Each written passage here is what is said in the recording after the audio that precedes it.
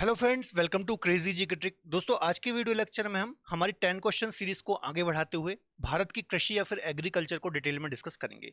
आज के इस वीडियो लेक्चर में मैंने जो भी क्वेश्चन यहाँ पर कवर किए हैं ऑलरेडी अलग अलग एग्जाम्स में आए हुए हैं और आगे भी यहाँ से एग्जाम्स में क्वेश्चन आने की संभावना बहुत ठीक है। तो आज का वीडियो लेक्चर काफी ज्यादा महत्वपूर्ण और इंपॉर्टेंट होने वाला है। आप वीडियो को अंत तक जरूर देखिए। थोड़ा सा मैं आपको 10 क्वेश्चन सीरीज के बारे में बता दूं। ये हमारा आज 24वां लेक्चर या फिर 24th नंबर का लेक्चर होने वाला है। ठीक है, इसके पहले हमारे 23 लेक्चर ऑलरेडी कंप्लीट हो गए हैं।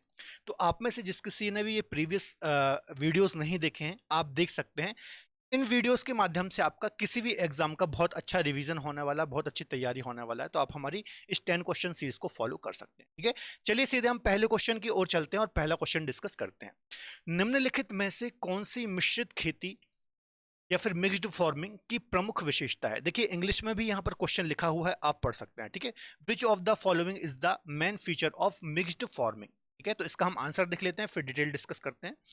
नकदी और खाद्य दोनों फसलों की साथ साथ खेती, दो या दो से अधिक फसलों या फिर सस्यों की साथ साथ खेती, पशुपालन और कृषि को एक साथ करना, या फिर नॉन ऑफ दिस। ठीक है, तो इसका सही आंसर हो जाएगा सी। जब पशुपालन के साथ साथ कृषि की जाती है तो इसको ही मिश्रित खेती या फिर मिक्स्ड फार्मिंग कहा जाता है। ठीक है, अब भारत में मुख्यतः मिश्रित कृषि ही की जाती है, जो हमारा देश भारत है, क्योंकि यहाँ के जो कृषक होते हैं या फिर हमारे जो किसान भाई होते हैं, आप देखते होंगे वो खेती तो करते ही हैं, कृषि तो करते ही हैं, साथ साथ उनके घर में आपको दूध की उपलब्धता के लिए भैंस गाय भी वो साथ में पालते हैं। तो इसको ही हम बोलते हैं मिश्रित खेती। ठीक है, एक होती है मिश्रित फसल, एक होती है मिश्रित फसल। मिश्रित फसल। अब यहां पर बच्चे बहुत ज्यादा कंफ्यूज होते हैं। ठीक है, मिश्रित फसल का मतलब क्या होता है? मिश्रित फसल का मतलब होता है एक बार में एक से अधिक जो फसलें होती है उनको जब हम लेते हैं। ठीक है, साथ साथ में एक से अधिक फसलें जब हम लेते हैं तो उनको हम बोलते हैं मिश्रित फसल। जबकि कृषि के साथ जब पशुपालन किया जाता है तो उसको हम बोलते हैं मिश्रित खेती। यहां पर कई बार बच्चे कंफ्यूज होते हैं और एग्जाम में क्वेश्चन गलत करके आते हैं, तो आपको याद रखना है, काफी महत्व। ठीक है, चलिए अगले क्वेश्चन की ओर चलते हैं।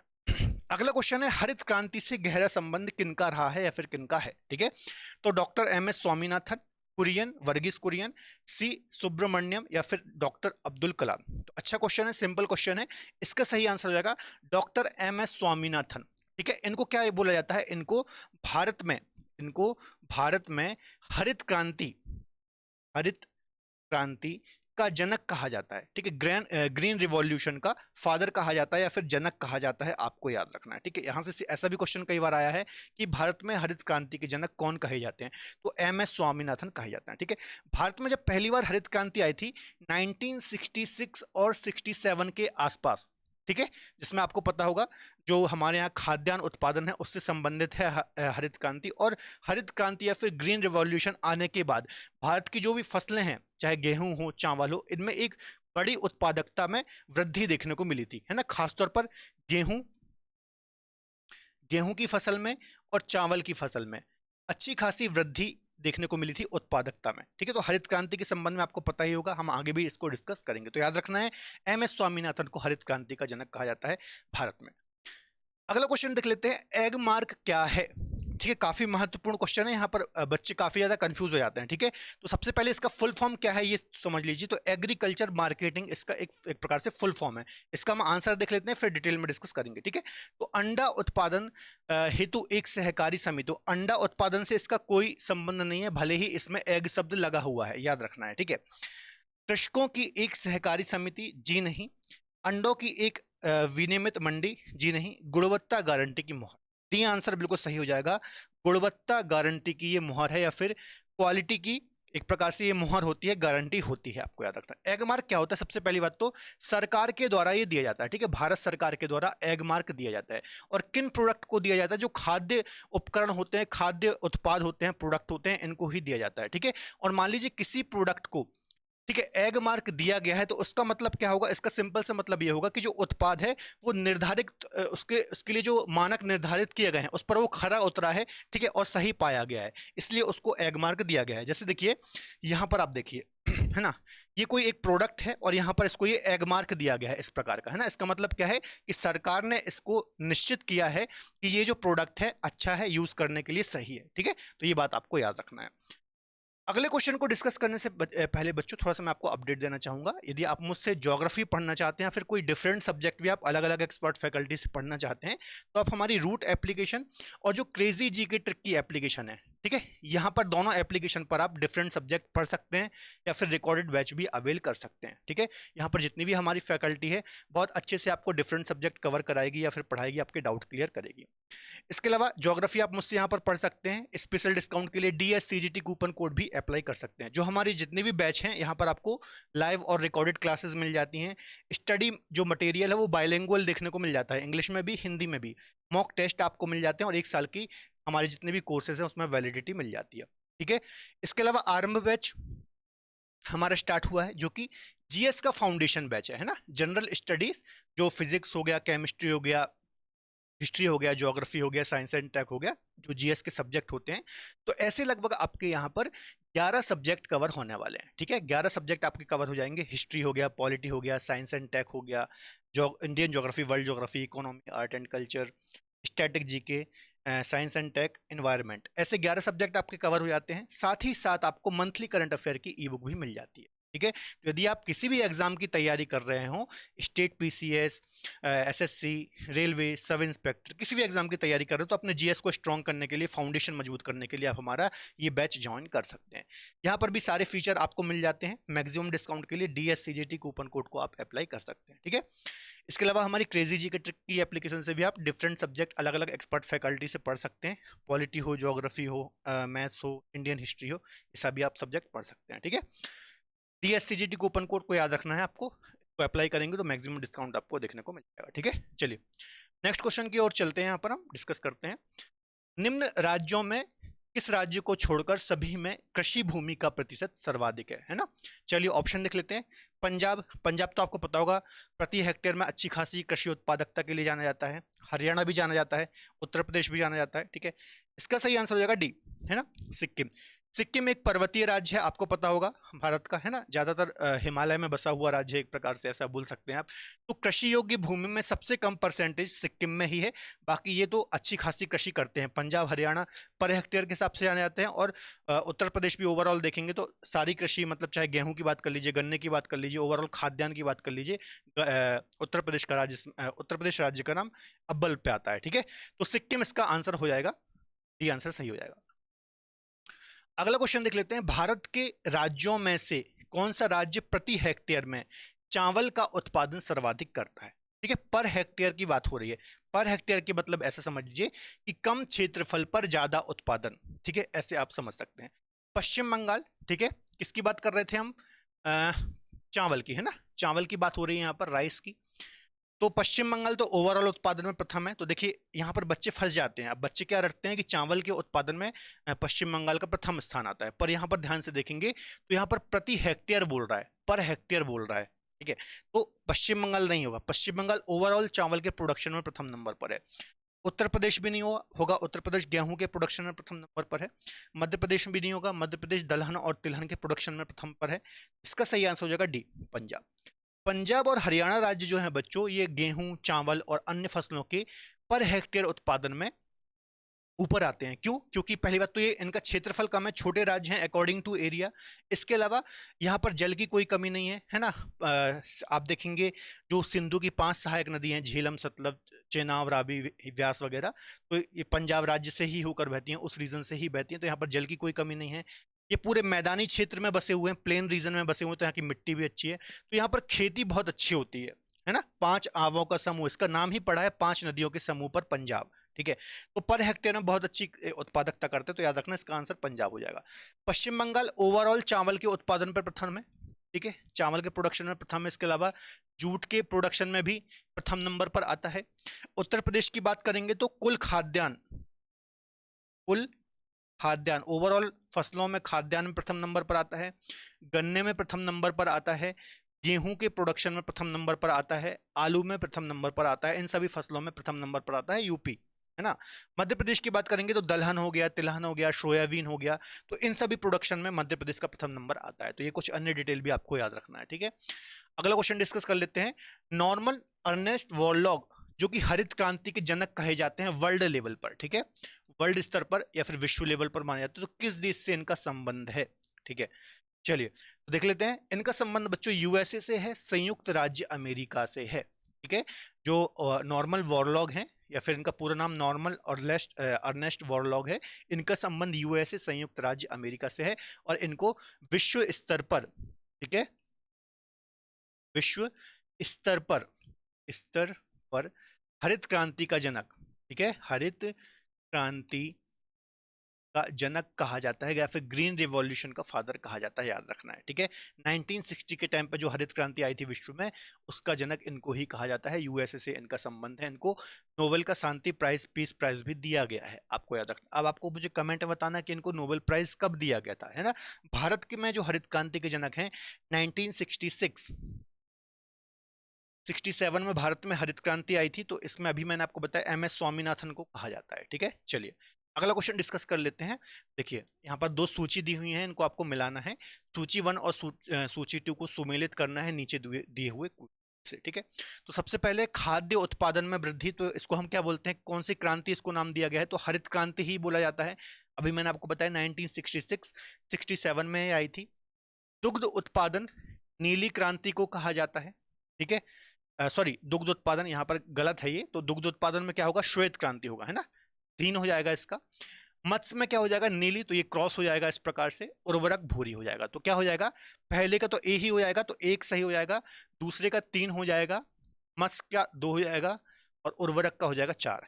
1 3 2 4, 1 3 2 4, ए आंसर बच्चों इसका सही हो जाएगा, 1 3 2 4। ठीक है, खाद्य उत्पादन को ग्रीन रिवॉल्यूशन कहा जाता है। दुग्ध उत्पादन श्वेत क्रांति, सफेद क्रांति कहा जाता है ना। वर्गीस कुरियन इसके जनक कहे जाते हैं एक प्रकार से। मत्स्य पालन को नीली क्रांति और उर्वरक को से संबंधित में भूरी क्रांति, यहाँ पर सही कूट होगा। ठीक है, अगला क्वेश्चन देख लेते हैं। गुलाबी क्रांति है ना, पिंक रेवोल्यूशन इसको हम बोलते हैं, तो किससे संबंधित है, कपास से, जी नहीं, लहसुन से भी नहीं है, अंगूर से भी नहीं है, इसका आंसर डी हो जाएगा। प्याज और झींगा मछली से संबंधित है गुलाबी क्रांतियां। यहां से बच्चों कई बार एग्जाम में क्वेश्चन आते हैं, देखिए आरआरबी 2018 में आया है, तो विभिन्न क्रांतियां जो अलग अलग फसलों के उत्पादन से संबंधित है, इनको भी एक बार हम देख लेते हैं, है ना। जैसे कि देखिए हरित क्रांति अभी मैंने आपको बताया खाद्यान्न उत्पादन से संबंधित है, ओवरऑल जो खाद्यान्न होते हैं उससे संबंधित है। ठीक है, श्वेत क्रांति दुग्ध उत्पादन से संबंधित है, 1970 में ये आई थी, है ना। इसके बाद हमें दूध उत्पादन में अच्छी खासी बढ़ोतरी देखने को मिलती है, वर्गीस कुरियन इसके जनक कहे जाते हैं। ठीक है, पीली क्रांति तिलहन उत्पादन से संबंधित है, जिनसे हमें ऑयल सीड्स इनको हम बोलते हैं, जिससे हमें तेल प्राप्त होता है, खाद्यान्न तेल प्राप्त होता है, उनको हम तिलहनी फसलें बोलते हैं। ठीक है, नीली क्रांति मत्स्य पालन से, ये भी काफी इंपॉर्टेंट है, कई बार यहाँ से एग्जाम में क्वेश्चन आते हैं। लाल क्रांति टमाटर और मांस उत्पादन से संबंधित है। गुलाबी क्रांति झींगा मछली के उत्पादन से। क्लियर है, चलिए अगला क्वेश्चन देख लेते हैं। जया, पद्मा और कृष्णा निम्नलिखित में से किस धान्य सीरियल की उन्नत फसलें हैं, किस फसल की ये किस्म है ना, वैरायटी पूछ रहा है, किस्म पूछ रहा है, तो इसका ये आंसर ही सही हो जाएगा बच्चों, है ना। अब जो कुछ मुख्य मुख्य फसलें हैं, जैसे आप देखेंगे धान या फिर चावल हो गया, ठीक है, गेहूं हो गया, है ना, चाय हो गया, कॉफी हो गया, ठीक है, इस प्रकार की जो फसलें होती हैं, तो यहां से कई बार बच्चों किस्मों से क्वेश्चन पूछ लेता है कि फलानी फलानी किस्म जो है वो किस फसल से संबंधित है। तो देख लेते हैं कुछ फसलें, जैसे धान या फिर चावल की कुछ किस्में हैं, जया, साकेत, पूषा, सुगंधा, रत्ना, सूरज, ये सभी धान की किस्में हैं। गेहूं की बात करें तो सोनालिका, अर्जुन, कुंदन, अमर, कल्याण, सोना, चंद्रिका। ठीक है, आपने घर में सुना होगा ना कि मम्मी बोलते होंगे कि बासमती चावल लेके आना, तो ये बासमती क्या है, एक प्रकार की क्या है, इसकी वैरायटी है, किस्म है, तो ये अलग अलग प्रकार के चावल और गेहूं आते हैं वैरायटी के। ठीक है, चलिए नेक्स्ट क्वेश्चन डिस्कस कर लेते हैं। भारत के निम्नलिखित क्षेत्रों में से कौन सा कपास का अधिकतम मात्रा में उत्पादन करता है ना, कपास या फिर कॉटन के प्रोडक्शन में कौन सा क्षेत्र पूछ रहा है, यहाँ पर राज्य नहीं पूछ रहा है बच्चों, है ना। तो गंगा क्षेत्र, ठीक है, तो गंगा में तो नहीं होता है, गंगा क्षेत्रीय पश्चिम बंगाल की बात कर रहा है। पश्चिमी भारत, ठीक है, दक्षिण भारत या फिर उत्तर भारत, तो इसका सही आंसर हो जाएगा बच्चों पश्चिमी भारत या फिर वेस्टर्न इंडिया जो है ना, ये कपास के उत्पादन में आगे है, मतलब ओवरऑल क्षेत्रों में आप देखेंगे। यहाँ पर भारत की मैप की ओर चलते हैं, ये वाला क्षेत्र देखिए, ये वाला रीजन, ये वाला क्षेत्र है बच्चों, ये कपास के उत्पादन में अग्रणी है। ठीक है, राज्यों की बात करेंगे तो गुजरात पहले नंबर पर आता है, सेकंड नंबर पर महाराष्ट्र आता है। ठीक है, तो पश्चिमी भारत आप बोल सकते हैं कपास के उत्पादन में आगे आगे आता है या फिर प्रथम नंबर पर आता है, आपको याद रखना है, ठीक है। तो ये यहाँ पे मैंने आपको बताया था कि ये काली मिट्टी का क्षेत्र है ना, ब्लैक सॉइल का क्षेत्र है, यहाँ पर काली मिट्टी पाई जाती है, और काली मिट्टी जो होती है बेसाल्ट चट्टानों से बनती है, लावा के द्वारा निर्मित होती है, ठीक है। और कपासी जो काली मिट्टी होती है इसको कपासी मिट्टी भी बोलते हैं, क्योंकि कपास की फसल के लिए सबसे अच्छी मानी जाती है, ठीक है। तो ये सारे पॉइंट भी आपको याद रखना है, कई बार मैंने पहले भी डिस्कस कराए हैं।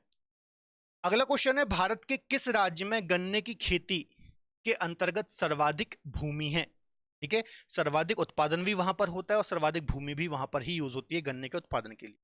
तो इसका आंसर हो जाएगा यूपी या फिर उत्तर प्रदेश में बच्चों गन्ने के उत्पादन के लिए, गन्ने की खेती के लिए सर्वाधिक भूमि भी है और यहाँ पर सर्वाधिक प्रोडक्शन भी होता है। लगभग पूरे भारत का 45% के आसपास अकेले गन्ना कौन सा राज्य उत्पादन करता है, उत्तर प्रदेश करता है, आपको याद रखना है, काफी महत्वपूर्ण है, ठीक है। इसके अलावा महाराष्ट्र और कर्नाटक, इसके बाद महाराष्ट्र आता है सेकंड नंबर पर और इसके बाद आता है कर्नाटक। अकेले ये तीन राज्य बच्चों 80% गन्ने का उत्पादन करते हैं, याद रखना, जिसमें से 45% तो लगभग उत्तर प्रदेश ही कर देता है, ठीक है। याद रखना है, काफी महत्वपूर्ण है, यहाँ से कई बार एग्जाम में क्वेश्चन पूछे जाते हैं, ठीक है। इसके अलावा गन्ने के बारे में बताऊं तो सर्वाधिक सिंचित फसल भी गन्ना है, ठीक है। सर्वाधिक सिंचित फसल भी गन्ना है, सर्वाधिक सिंचाई मांगती है गन्ने की फसल, याद रखना है, काफी महत्वपूर्ण है, ठीक है। चलिए नेक्स्ट क्वेश्चन की ओर चलते हैं हम। इसके अलावा कुछ अन्य फसलों के उत्पादक राज्य भी हैं, यहाँ पर देख लीजिए मेन जो फसलें होती हैं, जैसे कि कुल खाद्यान्न में आप देखेंगे तो उत्तर प्रदेश प्रथम है, गेहूं में उत्तर प्रदेश प्रथम है, गन्ना में उत्तर प्रदेश प्रथम है, चावल में पश्चिम बंगाल प्रथम है, इसके अलावा दलहन में मध्य प्रदेश प्रथम है, तिलहन में मध्य प्रदेश प्रथम है, सूरजमुखी में कर्नाटक है और जूट में पश्चिम बंगाल है, ठीक है। तो ये भी कुछ राज्य आपको याद रखना, मेन फसलें मैंने यहाँ पर बताई है कि कौन से राज्य किस फसल का सर्वाधिक प्रोडक्शन यहाँ पर करते हैं, ठीक है। चलिए अगले क्वेश्चन की ओर चलते हैं।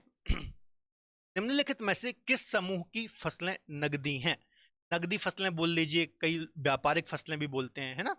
पहले हम इसका आंसर देख लेते हैं, गेहूं तो नहीं होगा, ये खाद्यान्न फसलें हो जाती हैं। तो कपास, गन्ना और केला ये नगदी फसलें हैं बच्चों, है ना, नगदी फसलें या फिर व्यापारिक फसलें भी आप बोल सकते हैं इनको, ठीक है। ये क्या होता है कि किसान इनका प्रोडक्शन त्वरित लाभ के लिए करता है, तुरंत इनको सेल आउट कर देता है और इससे अच्छा खासा किसानों को लाभ मिलता है, व्यापारिक फसलें कहलाती हैं, ठीक है, याद रखना है आपको। अगला क्वेश्चन देख लेते हैं, वॉरलॉग पुरस्कार निम्न में से किस एक वैज्ञानिक क्षेत्र में दिया जाता है ना। वॉरलॉग अभी मैंने बताया था, नॉर्मल वॉरलॉग विश्व स्तर पर हरित क्रांति के जनक कहे जाते हैं, यूएसए से इनका संबंध है। तो ये जो पुरस्कार भी दिया जाता है इनके सम्मान में, ये कृषि विज्ञान से संबंधित है, ठीक है। नॉर्मल वॉरलॉग के कार्यों को आगे बढ़ाते हुए जो यंग लोग हैं, 40 वर्ष से कम लोग, कम उम्र के लोग हैं जो कि अच्छा कार्य कर रहे हैं कृषि विज्ञान के लिए, तो उनको ही इस पुरस्कार से सम्मानित किया जाता है। तो याद रखना है, कृषि विज्ञान से ये पुरस्कार बच्चों संबंधित है, काफी महत्वपूर्ण क्वेश्चन है, ठीक है। चलिए अगला क्वेश्चन देख लेते हैं, भारत में सोयाबीन ऐसी फसल है जो दलहन और तिलहन दोनों के अंतर्गत आती है, अग्रणी उत्पादक राज्य कौन सा है। एमपी पुलिस 2021 में क्वेश्चन आया हुआ है, ठीक है। महाराष्ट्र, मध्य प्रदेश, पंजाब या फिर केरल। तो इसका आंसर हो जाएगा बच्चों मध्य प्रदेश। मध्य प्रदेश जो राज्य है ये दलहन में, ठीक है, दलहन फसलों में, लेग्यूम फसलों में और तिलहनी फसलों में, ठीक है, तिलहनी फसलों में प्रथम नंबर पर आता है, याद रखना है देश में, ठीक है, प्रथम नंबर पर आता है। कौन सा राज्य, मध्य प्रदेश राज्य, काफी महत्वपूर्ण है, याद रखना। इसके अलावा भी मैंने आपको बताया था सोयाबीन के उत्पादन में भी मध्य प्रदेश का प्रथम नंबर आता है, ठीक है। अकेले 50 से 60% जो अकेले प्रोडक्शन करता है सोयाबीन का वो मध्य प्रदेश राज्य ही है। सोयाबीन ऐसी फसल है जो दलहनी और तिलहनी दोनों के अंतर्गत आती है, याद रखना, काफी महत्वपूर्ण, ठीक है। चलिए अगले क्वेश्चन की ओर चलते हैं, भारत का सबसे बड़ा रबर उत्पादक राज्य, ठीक है, इसका आंसर क्या हो जाएगा। तो इसका आंसर हो जाएगा बच्चों सी, जो केरल राज्य है ये भारत का सबसे बड़ा या फिर विश्व स्तर पर रबर के उत्पादन के लिए जाना जाता है। केरल राज्य आपको याद रखना काफी महत्व, ठीक है। और जो ये बच्चों रबर होता है ये कैसे प्राप्त होता है, जो इसका वृक्ष होता है, ठीक है, तो इसके जो पत्ते होते हैं, ठीक है, तो पत्तों से जो दूध निकलता है, पत्तों से जो दूध निकलता है तो इसी को लेटेक्स बोलते हैं, ठीक है, लेटेक्स। तो इससे ही रबर बनाई जाती है, आपको याद रखना है। इसमें केरल राज्य प्रथम नंबर पर आता है, हमारे भारत में जाना जाता है या फिर विश्व स्तर पर भी जाना जाता है, काफी महत्वपूर्ण है, आपको याद रखना है, ठीक है। तो ये बच्चों हमने 15 क्वेश्चन डिस्कस किए हैं, 15 क्वेश्चन डिस्कस किए हैं जो कि ऑलरेडी एग्जाम्स में आए हुए हैं और इसी प्रकार के क्वेश्चन आपको इस टॉपिक से देखने को मिलते हैं। ये हमारा इसके संबंध में पार्ट 1 था, ठीक है। पार्ट 2 भी आएगा जिसमें और भी अच्छे क्वेश्चन मैं यहाँ पर आपके सामने लेके आऊंगा, ठीक है। तो पार्ट 2 भी आपको बहुत जल्दी देखने को मिलेगा, ठीक है। इसके अलावा यदि आप मुझसे ज्योग्राफी पढ़ना चाहते हैं तो रूट एप्लीकेशन और क्रेजी जी के ट्रिक के एप्लीकेशन पर आप मुझसे ज्योग्राफी पढ़ सकते हैं, और डिफरेंट सब्जेक्ट भी आप अलग अलग हमारी एक्सपर्ट फैकल्टी से। तो फिलहाल आज के वीडियो लेक्चर में इतना ही। यदि आपको आज का वीडियो लेक्चर पसंद आया है तो प्लीज़ वीडियो को लाइक करें, इसके अलावा अपने दोस्तों के साथ शेयर करें, और वीडियो अच्छा लगता है तो आप कमेंट भी कर सकते हैं, इससे हमें मोटिवेशन मिलता है, ठीक है। तो मिलेंगे अगले बेहतर लेक्चर में, तब तक अपना ख्याल रखें और पढ़ते रहें। जय हिंद।